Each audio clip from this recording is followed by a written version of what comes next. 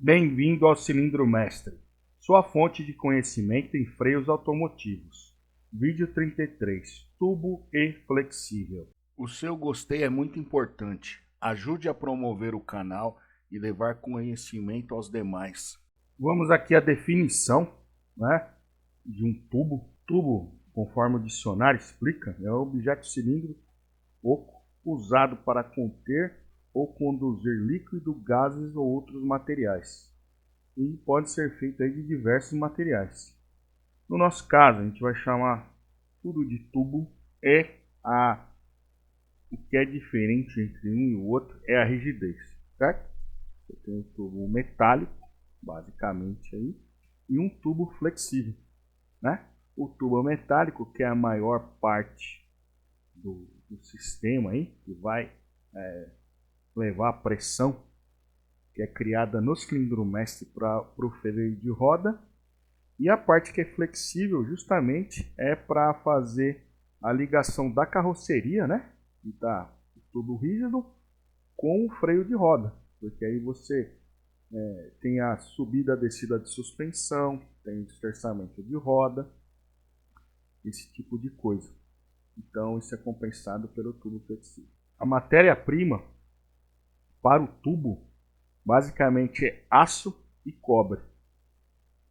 A maioria da aplicação de carro de produção é tubo de aço, e algumas adaptações aí, né, em competição ou em reposição, algum carro antigo você não consiga encontrar reposição de tubo de freio, se aplica o cobre. Agora, para o flexível, basicamente se tem a alma, que geralmente é de borracha, uma trama metálica para dar aí a rigidez mecânica necessária para resistir à pressão do fluido, e uma cobertura que é justamente a proteção anticorrosiva, né? E a final aí do tubo flexível. E na parte da cobertura ainda você pode ter uma sobremalha aqui, né? Ou uma trama metálica, que comumente é designado aí pelo mercado como aerokip, como mangueira. Aqui está escrito mangueira, né? Mas aqui vale lembrar que é um anúncio aí do Magazine Luiza, né? Então o vendedor aqui ele está colocando como mangueira, tipo aerokip. A aerokip é um nome comercial de uma empresa multinacional dinamarquesa, né? Fundada aí há quase 100 anos, em 1933. E essa parte de tubo de flexível tem aplicação em agricultura, construção e silvicultura. Basicamente, o que é? Atualmente, né, a mangueira, que tem o nome comercial de aerokip, é um tubo para sistema hidráulico de maquinário pesado. Então, assim, a aplicação é diferente da aplicação automotiva. Porque nesse tipo de equipamento, você não tem só transmissão de pressão. Você tem efetivamente a movimentação de fluido, né, hidráulico, nesse caso aqui. Né? Então, você tem o cilindro aqui para levantar a caçamba do bulldozer aqui. Então, você tem que colocar fluido hidráulico aqui dentro, sob pressão. Até numa aplicação mais agressiva para o tubo do que uma aplicação de sistema de freio, né? Só que no passado eles forneceram aí para a indústria automotiva, eles mudaram o foco, mas o mercado manteve o nome do mesmo modo que é comumente associado aí a marca Bombril, como se fosse o nome, né, do produto, como se fosse um único nome aí de palha de aço, né?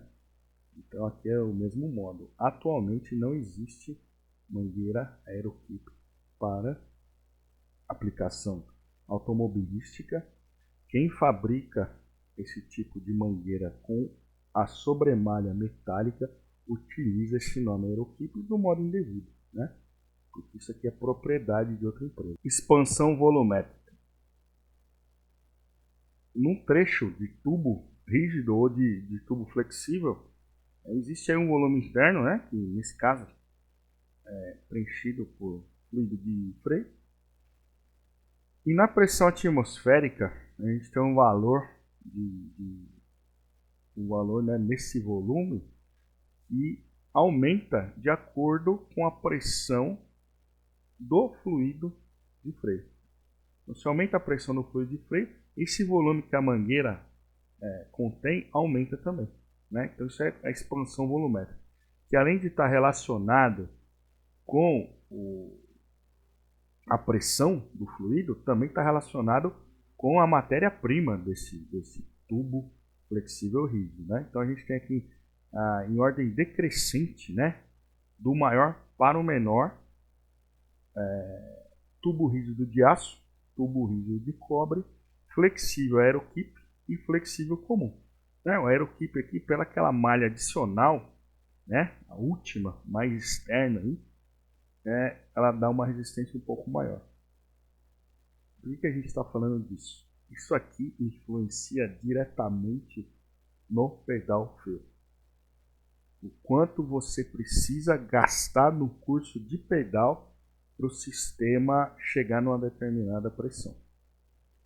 Mais para frente a gente vai detalhar essa questão de pedal fill, mas aqui vale lembrar uma coisa que eu já vi em carro de track day, né, de preparador sério, de preparador que tem um ótimo nível técnico, e eu vi isso num carro que o preparador removeu todos os tubos metálicos, colocou aeroquip no carro inteiro, acreditando que ele estava melhorando aí a resistência, né,